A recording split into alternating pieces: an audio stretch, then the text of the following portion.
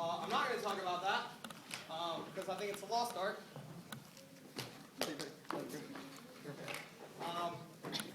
We're going to talk about the lost art that you need to understand before critical conversations, which is how to have a conversation.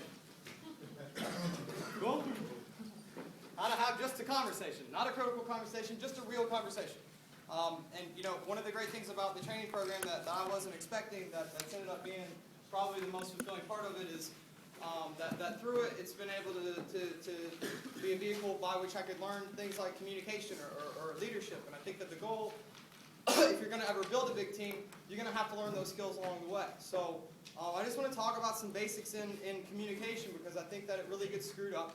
And I think that most problems that we encounter are a problem of communication, that we're all human beings, and that if you learn how to just get really good at communicating with people, then that can fix most of the issues that you're ever going to come across in a people business. So there's 4 things that I got to have a conversation. There's 4 things that I keep in mind before I ever go into a conversation. The first one is, what is my goal for the conversation? So a vice president doesn't ever sit down with someone, and you know, I've never seen Justin just sit down with someone for the sake of just sitting down with them and not really know what's going to happen.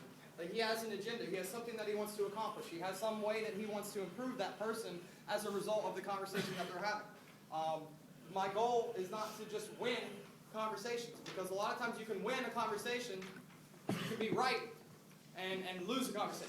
You can be wrong but win a conversation. How do I explain this? A lot of times you might be in the right.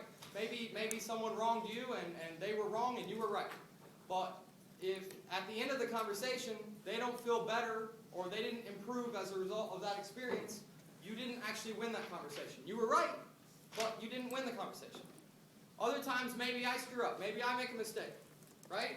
And so I'm in the wrong. But I can sit down with you and apologize and be genuine, and we can become closer as a result. Well, that's an example of a way that I could be wrong but still win a conversation. So I'm always thinking, you know, one of my favorite quotes is, when people walk away from you, are they better or worse for the experience? And we don't mean are they positive, are they happy or sad for the experience. We mean, are they better or worse? You're going to have tough conversations. People are going to have tough conversations with you. You're going to have positive conversations and everything in between.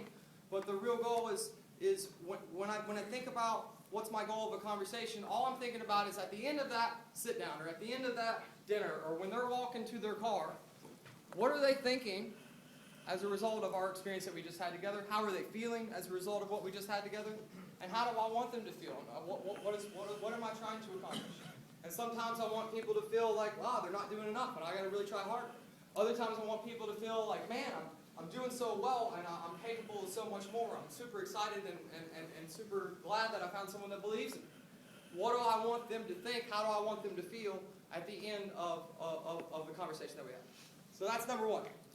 Number 2, what is my relationship like with that person? Do I have a relationship with that person? What do I know about them as an individual, as a human being, as a real person? And what kind of respect do they have for me? And the most important part of this is that I have to be genuine. You can't fake a relationship. You can't fake caring about somebody.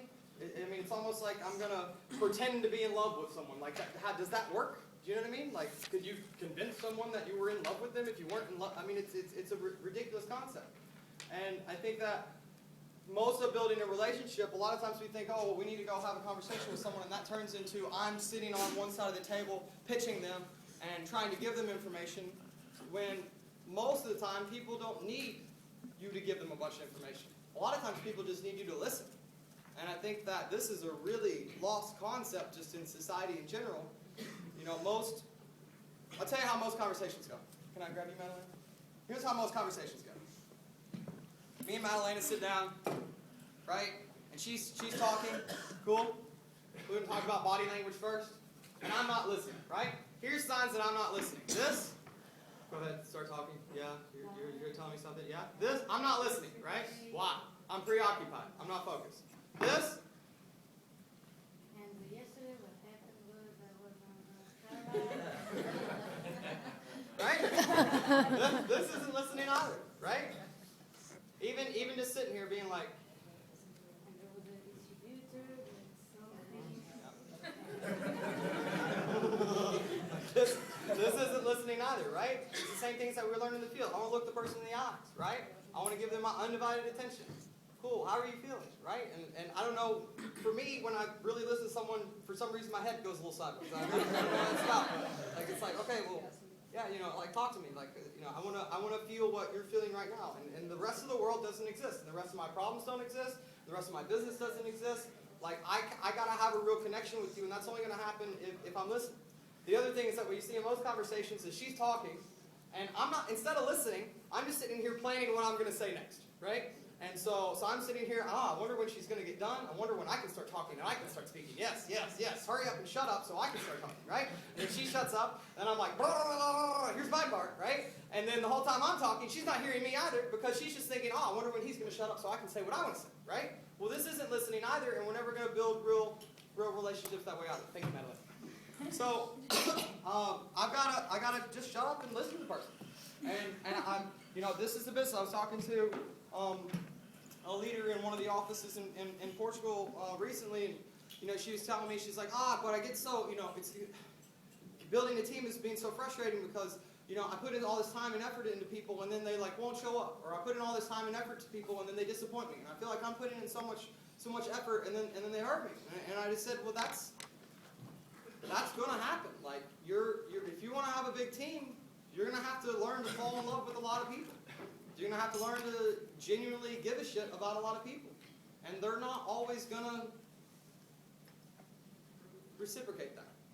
And there's going to be times where they disappoint you. And that's just part of being in a people business, and that's just part of building a team. Everyone has a family. Most people love their families, but aren't there times where having a family hurts? Aren't there times where you have struggles in that relationship and it hurts and there's pain there? But the positive side of that makes up for it. It's 100 times more important than all the disappointment that you've got, right? It's like, just because you have one bad relationship doesn't mean you should, become gay, right? I mean,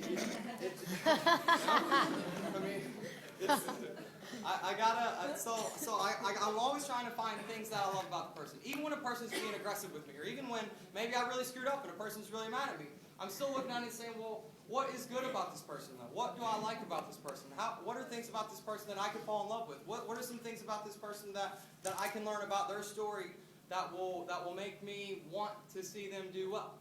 And so I'm constantly trying to find, not where people are screwing up, I'm not trying to constantly find criticism, I'm trying to find the good parts in people, the parts that inspire people, the parts that matter. And if you ever actually, every single person in my whole life that I've ever sat down with for a couple hours and actually listened to their story, there were parts of it that make you laugh, there's parts of it that make you cry, and actually everybody has some part of their story that's amazing. Everybody has some part of their life that if you really connected with it, you would think to yourself, man, I really want to see this person win. I really hope this person can get past that problem. I really hope this person doesn't have to have that kind of pain again. And I think that's building a real team. That's building a real crew where it's not just somebody I work with, but it's somebody that, my kids are going to grow up with their kids. That's a team. It's somebody that I take a bullet for and they take one for me. But that means usually in most cases, I got to be the first one to care. And most people that I have a strong relationship with, I'd say I would take a bullet for them long before they would take a bullet for me. And that's fine. But this is how you build trust, and this is what it really means to connect with somebody, what it really means to have a crew. And you're going to have a crew, and you're going to build a team. Like, everything's not always going to be great. Sometimes you're going to go through some really shitty, tough experiences. But what will keep that going is the relationship that you have with that person. I've been through really tough times with my family, but it didn't mean I was just going to walk out on my family. Why? Because they're my family. Well, I want a crew to be the same way. On this part, people don't care what you know until they know that you care. That's it. The other side of that is, how much respect does this person have for me? I can't push people that don't respect me. And I can only push people as hard as I push myself. So you see, look at the people that are able to push people more than anybody I've ever seen, be someone like Justin or someone like Matt Goodchild. Well, it's because how hard they push themselves in the field. So they're not ever demanding anything that they didn't demand of themselves. But if I have a flaw, if I didn't give 100% in the field, and I sit there and tell you to give 100% in the field, even though the information's correct, you're not going to listen, because all you're going to think is, well, he's a hypocrite, because I know that he doesn't give 100%. And when I try to push people that don't respect me, I will lose the relationship, and that's the worst thing that can happen. All right, next. I want to know where the person is. Where is the person developmentally? And I'm just going to, so where are they at? This means a few things. One, what's going on in their world? Cool. So how I'm going to have a conversation with someone and what I'm going to say is going to be dependent a little bit on some circumstances. So for instance, if I know if someone's mom just died, then we're going to have I'm not probably going to ream them out about something, right? If I know someone's going through a certain kind of struggle in their life, then I'm going to approach that differently. If someone I'm sitting down with just lost their whole team and didn't ring the bell, probably I'm not going to ream them out for not ringing the bell. Is there a time for that? Sure, but I've got to know what's going on. And then the other part is knowing where they are on the continuum. So the way I've thought about this for a long time is that there's kind of this line. And everybody falls somewhere on this line. And there's like two extremes of this line. So one extreme would be like a Hitler, like a fascist dictator, cool, that people fear. And people may do things for them because they're afraid of them, but they don't have a heart. And people don't think that they care about their problems. They think that person doesn't care about me. They don't have a heart. And on the other end, you have people that everyone likes, but they have no backbone. They get walked all over. People will take advantage of them. People will lie to them. People won't respect them. These people are usually overly confident on this side, and here they're usually insecure. And I think that the goal is to get somewhere in between. And every person that I've ever worked with or had the opportunity to work with is usually somewhere over here or somewhere over here. So depending on where they are on that continuum is going to dictate what kind of conversation that I have with them. Because the person that comes across this way, well, they need to learn how to be more relatable. They need to learn how to listen more. They need to learn how to love on people more. They need to learn how to give a shit more. They need to learn that it's not all just about numbers. It's not all just about figures. It's not just all about did you complete the task or didn't you. They need to learn that people are people. And these people over here need to learn how to grow a backbone and learn how to gain confidence and learn that they're capable of a lot more than they think they are. And they need to learn to stand up for themselves. And they need to learn to expand their comfort zone. So where they are on this continuum, we have managers on all sides of this, is going to dictate what kind of conversation I have because the goal is going to be to get them in the middle. Cool? And if a person is here and I treat them like they're here, that conversation is going to go really bad. So I'll just give you an example. Some of you guys are really, really competitive. So if I tell you, oh, you can't ring the bell today, you're a shit. There's no way you're going to beat Carolina today in the field. She's going to absolutely annihilate you. All right? A lot of you guys would get mad when you say, oh, fuck that. No, right? And you go out and you do triple, right? You love competitions. But there's other people that you're going to work with that are on your team that if you're just like, oh, you suck at the field, you're never going to beat Carolina today, she's going to annihilate you. They'd say, oh, you're right. I'm terrible, right? So these people get motivated by different things, and so depending on where they are on that, I'm going to have to coach them in a different way. That person might be motivated more by a build or more by me showing them that they can do something and trying to push them. And then the last thing, number 4, is what are their goals? What are their goals? And you know what? Whatever their goals are, that's okay. A lot of times we see people get frustrated with people because their second day retrain doesn't want to become a vice president yet. Well, that's okay. Like, I got this guy on my team and all he wants to do is like pay his rent this month and I'm trying to tell him he should get to management. Well, I was just a guy trying to pay my rent too. And, over time my goals grew, but I didn't start out on day one saying I want to be a vice president. I didn't even know what that meant. So my job isn't to give them goals. My job's not to force goals on them. My job's to find out what their goals are and then help them achieve those goals. So on Sunday phone calls, for instance, when I'm calling people, I'm not telling them, hey, you need to get promoted to leadership this week and then start learning how to interview. I'm saying, hey, what do you want to learn this week? What do you need to find out? What would you like to learn? And if the guy says, I just need to make $100 to pay my cell phone bill, that's great. I'm going to do everything I can to help you pay your cell phone bill. And I can never go wrong with coaching people in both a positive light or negative light if I always bring the purpose of the conversation back to their goals, right? Where a lot of people screw up relationships and screw up conversations is I'm telling you what to do, you don't feel good about that, so you walk away and you're pissed off at me. Well, if I always bring it back to your goal, then it's hard for you to get mad at me. So I'll give you an example. Let's say you've got a team of 5 guys now, and your goal is to become a manager and retire your mom. And I want you to start doing crew breakfast. Well, a bad way to have the conversation would be like, you need to start doing crew breakfast. You got 5 people on your team now. You're being lazy, right? A positive way to have the conversation would be, hey, you're doing so great. You've got 5 people on your team right now. I know that you told me your goal was to get to management so that you could retire your mom. One thing that's going to be able to really speed that up is if once a week we start sitting down with the crew and having a crew breakfast with them. This can also work when things don't go right? So I have the same guy who tells me he wants to be a manager, he wants to retire his mom, but then he doesn't show up for 2 days, right? Well, a lot of people would have the conversation and they'd say, oh, you're a scumbag, you didn't show up for 2 days, you're just a loser, you're a liar, right? Well, that's probably not going to accomplish what I want to accomplish. Instead, I could just say, hey, listen, I don't care, it's not my life, but you told me that your goal was to get to management and so that you could accomplish A, B, and C with your family. Well, I would be a bad person and a bad friend and a bad coach if I didn't tell you that the missing 2 days for no reason was going to not let you accomplish that goal. So if you're still serious about that goal and that's still something you want to do and that's still something you want me to help you accomplish, then we got to fix this problem because it's going to be hard for you to hit that goal if you're missing days for no reason. Does this make sense? Okay. And then finally, the point of that is people are going to do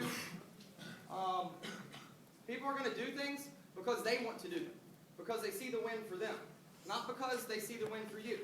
If you're this fascist person over here, sure, you can get people to do some stuff out of fear, but that's never going to last. People are going to do things because they see the win in it for themselves. So I'm trying to bring it back to their goals to show them the win.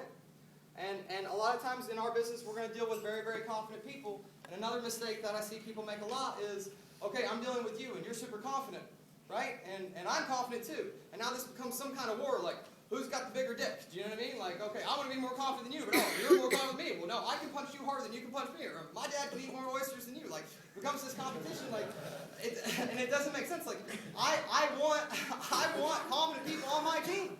I want entrepreneurs on my team. I want people who are going to run businesses.